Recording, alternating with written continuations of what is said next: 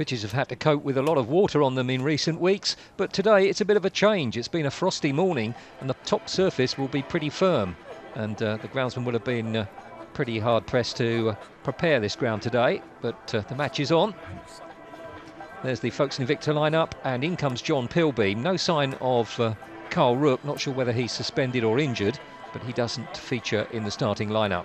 But otherwise that is probably the first choice selection, apart from Josh Vincent, who I think is injured as well. And there is the substitutes bench for Folkestone Invicta. No sign of Patrick Nzuzi. Questions have to be asked, is he still at the club? The lineup then for Walton Casuals, and some familiar names in there, and a bit of a mixed season for them so far. They've done pretty well in some fixtures, but find themselves in the lower echelons of the table. Not quite sure why that should be. Let's have a look at the subs bench then for Walton Casuals, and they are able to name the 5. So let's have a look at the Ryman Division 1 South League table. Folkestone still proudly at the top, 13 points clear of Worthing in second position, and heading for that title, you can be pretty sure of that. Walton Casuals down in 18th place, mixed patchy form for them, 28 games played, 31 points, and a -8 goal difference, so they'll be looking to try and improve on that record. Our referee this afternoon is Mr. Rick Bloy, and he's assisted by Mark Pond and Tony King. So it's a touch there from Stephen Cox, back for Liam Collins, who can cross it in here. And, well, the header was at goal originally, and then it came out to the skipper, Scott Day, to have a shot.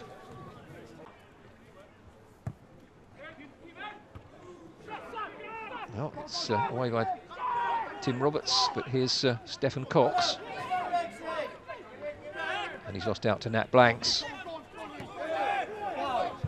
Turned on by John Pilbeam into the path of Scott Hurd. And running onto this, Ian Draycott. That's a good intervention again there, though, from Taylor Rolls. Jake Nicholson was almost in. Here's Scott Hurd. Got Ashley Miller outside him. This is Ashley Miller. Just sliding on the firm top surface. Scott Hurd, that's a great ball back for Ashley Miller. He can cross it in here. It's come to John Pilbeam. It goes for goal, and it's a great save from Brannon Daly. Ooh. It's Peter Wedgeworth into Gabriel Odinaki. He's got it out wide for Omar Folks. Well, that's good play. Opened the space up for himself, delivers it in, just too high for Gabriel Odinaki. Phil Starkey wanted a free kick. He might have had a case, but not getting one. And forward here comes Jake Nicholson. Finds Gabriel Odinaki, but didn't really get the purchase on it that was required to deceive Folkestone keeper Tim Roberts. Wide for Liam Collins. And he's got it through to Gabriel Odinaki. And Stephen Cox. Slip through to Omar Folks. And that was great play between him and Gabriel Odinaki, who combined well there, and it's a decent effort from Gabriel Odinaki, but he was denied. Ashley Miller to his left, but he's gone the other way. It's come through for John Pilbeam here. Open up for him for a shot. It's come to Ian Draycott, who tries to squeeze it in on the right post, but the alert Brannon Daly was aware of that and let players get into position. Here's Ashley Miller. He's just hit that too long. Here's Sam Bello-Belligan. Stephen Cox. Goes for goal, but Tim Roberts comfortable as his near post with that one. Nat Blanks. Punch from Brannon Daly. It's fallen for Scott Hurd. Doesn't go for the shot, stands it up far post. Keeper came. Didn't look too authoritative with that. Scott Hurd.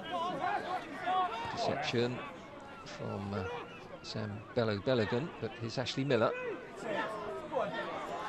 It's Ashley Miller. This is a great run. Ashley Miller still going, and a neat little ball through to Ian Draycott, and then the shot from Scott Hurd, I think it was, which was dealt with by Brannon Daly. Jake Nicholson's taking it short for Stephen Cox. On the overlap is Liam Collins. Goes for the cross. Far post, the skipper heads it in, spins around, and it's a goal for Gabriel Odonaki. Well, they combine well there. Headed well across goal by the skipper, and it's advantage Walton Casuals. I didn't think we'd be saying that. Scott Day then heads the ball across the goal, and it's a great spin on the ball from Gabriel Odonaki to just put it past them. Well, this must be beyond their wildest dreams here for Walton Casuals. That goal from Gabriel Odonaki coming in the 40th minute. And they lead here. Ronnie Dolan delivering the corner. And, well, I don't think it was a touch from Brannon Daly, but he watched it all the way.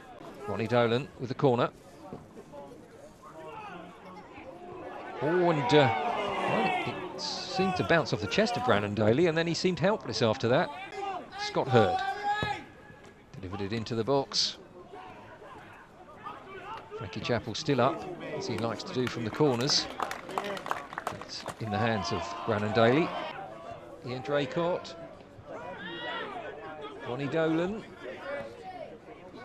There's Harry Smith. Ashley Miller. And saved by Brannon Daly. It was good persistent build-up there from folks in Invicta. They were patient. They went one way, they then retreated and mounted their attack again. And here's Harry Smith. Ashley Miller will chase, but will he get there? He does. It's a decent enough cross. Oh, and that's a good stop on the line there. Scott Hurd with the run here. Played the cross here, and Draycott. Oh, he's put it away. Good combination there. It was very clinical. It happened very quickly. And folks in Invicta are back on level terms again. And Draycott wants to start it off again, and momentum is with them. It's a perfect ball from Scott Hurd into the path of the on-running Ian Draycott, who just gets there before defender Peter Wedgeworth. So we're back as we were again. And Ian Draycott's goal there in the 56th minute. Going on to Ashley Miller. Phil Starkey. Matt Newman to Ronnie Dolan again. Here's Harry Smith. And it was trickling, and it gave the defenders the opportunity to get back.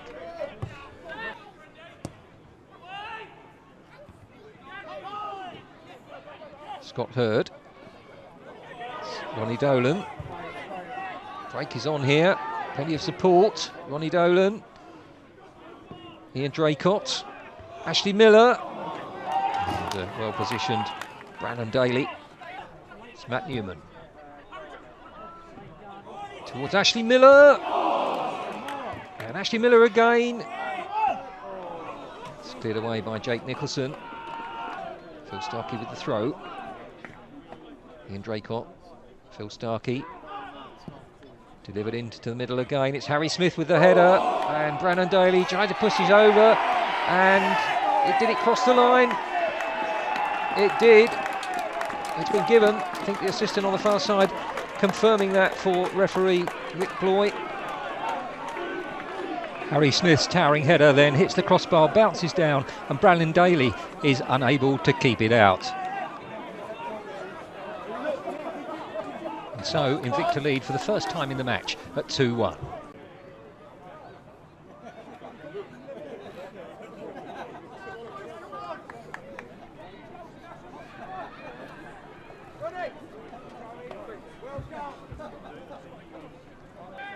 Just waiting for the referee's signal so Jordan Cheadle can take this free kick.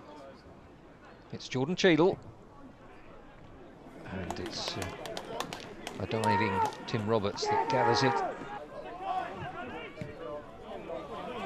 That's a decent ball towards Ian Draycott, and a timely intervention from Brannon Daly. Not over yet though, it's delivered into the middle again. Well, if it had just been pulled back a little bit further, Harry Smith and Ian Draycott had made runs into the 6-yard box.